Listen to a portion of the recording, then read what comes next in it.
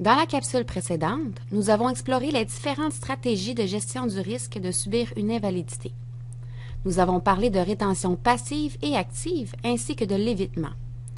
Comme promis, la présente capsule élabore sur la stratégie manquante, le transfert, qui consiste à transférer la majeure partie des conséquences financières d'une invalidité à un assureur. Pour débuter, voyons les principales caractéristiques des contrats d'assurance invalidité.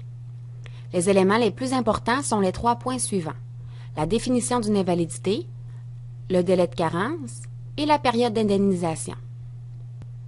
La définition de l'invalidité est l'élément le plus notable car il détermine les circonstances selon lesquelles l'assuré aura droit aux prestations. Elle est variable d'un assureur à l'autre et comprend généralement les mots « accident » et « maladie » qui seront déclencheurs de l'invalidité. Il faut donc s'attarder à ces définitions également. Une autre spécification de la définition de l'invalidité doit retenir notre attention: la définition qu'accorde l'assureur au terme de l'invalidité totale. La qualité d'une protection se caractérise grâce à ce terme.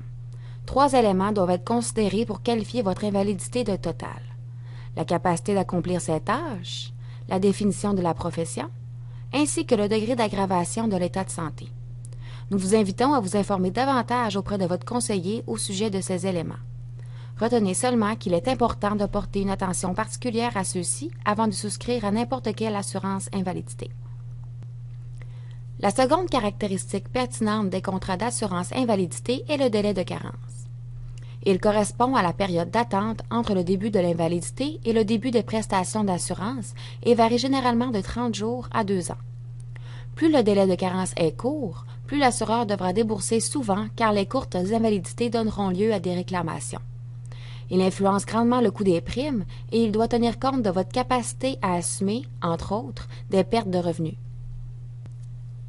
Finalement, la période d'indemnisation est la période stipulée dans le contrat pendant laquelle vous recevrez des prestations d'invalidité. Habituellement, ces périodes sont de 2 ans, 5 ans ou jusqu'à ce que vous atteigniez l'âge de 65 ans. Dans le dernier cas, plus vous êtes jeune, plus les risques de perte sont grands pour l'assureur puisqu'il peut se voir obligé de remplacer votre revenu sur une très grande période. Plus la période d'indemnisation de votre assurance est élevée, plus son coût sera élevé également. Donc, les coûts associés aux différents contrats dépendent surtout du délai de carence et de la période d'indemnisation. Dans le meilleur des mondes, vous choisiriez un délai très court et une indemnisation la plus longue possible, mais le prix d'une telle police serait très élevé. Le mieux est donc de faire un compromis et nous verrons plus loin dans cette capsule les différentes relations entre le prix de l'assurance et ces 2 éléments. Prenons par exemple un ouvrier âgé de 40 ans qui gagne 50 000 $ annuellement. Il ne fume pas et n'a pas d'enfant. Si on regarde l'impact d'une invalidité de longue durée sur la situation financière de Luc, on peut voir dans le premier tableau que si son assurance comporte un délai de carence d'1 an, Luc doit se passer de 100% de son salaire pendant cette période. De plus, son solde budgétaire présente un manque à gagner d'environ 34 000 $. Par la suite, il obtient des prestations d'invalidité correspondant à 90% de son salaire pendant une période de 2 ans, mais il n'aura plus de source de revenus après ce temps. Dans le deuxième tableau, on voit que Luc est capable de combler partiellement son manque à gagner par son épargne personnelle à 40 ans. Par contre, dès la fin des prestations d'invalidité, il s'endette année après année. À 50 ans, son endettement se situe à plus de 300 000 $. En diminuant le délai de carence d'1 an à 3 mois, Luc a maintenant droit à une prestation d'invalidité équivalent à 75% de son salaire à l'âge de 40 ans. Son manque à gagner suite à la période d'attente représente environ 2 300 $, ce qu'il finance aisément avec son épargne. Par contre, à la fin de la période d'indemnisation de son assurance, Luc se retrouve rapidement dans la même situation financière et s'endette fortement. En maintenant le délai de carence à 3 mois, mais cette fois-ci en augmentant la période d'indemnisation à 25 ans, Luc voit alors son salaire remplacé à 90% jusqu'à l'âge de 65 ans. Son solde budgétaire reste donc positif, ce qui lui permet d'épargner tout au long de sa vie. À 65 ans, il n'a aucune dette résultant de cet événement et se retrouve avec une somme d'environ 195 000 $ en épargne. Notez que cette combinaison du délai de carence et de la période d'indemnisation offre la meilleure protection, mais à un coût très élevé. Finalement, Si Luc fait un compromis en prenant un long délai de carence tout en maintenant une période d'indemnisation de 25 ans, on peut voir qu'il réussit tout de même à conserver une bonne situation financière. Il doit s'endetter d'environ 15 000 durant la première année de son invalidité, mais il réussit à rembourser sa dette et même à recommencer à épargner dès l'âge de 45 ans. À 65 ans, il se retrouve avec une somme d'environ 126 000 en épargne.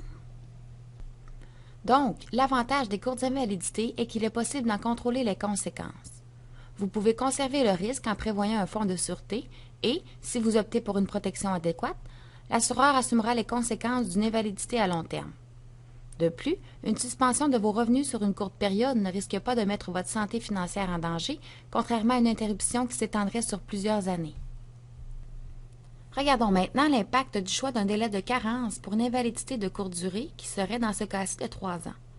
Par exemple, prenons une personne qui est dans une situation financière identique à celle de Luc, excepté qu'elle ne détient pas de fonds de sûreté. Le choix deviendra crucial dans ce cas, puisqu'une perte de salaire l'amène immédiatement à s'endetter. Dans le graphique, on voit qu'un délai de carence de 3, 6 ou 12 mois peut avoir un impact considérable sur le niveau d'endettement d'un individu. Nous vous encourageons donc à contrôler une partie de ce risque en prévoyant un fonds d'urgence qui permettrait de combler vos dépenses pendant un certain temps. En résumé, les caractéristiques les plus importantes à considérer dans le choix d'une assurance invalidité sont la définition de l'invalidité contenue dans le contrat, le délai de carence et la période d'indemnisation. Le délai de carence peut être allongé sans qu'il ne détruise votre santé financière comme le ferait le raccourcissement de la période d'indemnisation. Il ne faut pas oublier également que l'assurance emploi viendra combler une partie de vos revenus pendant un certain temps, ce qui peut contribuer au choix d'un plus grand délai de carence.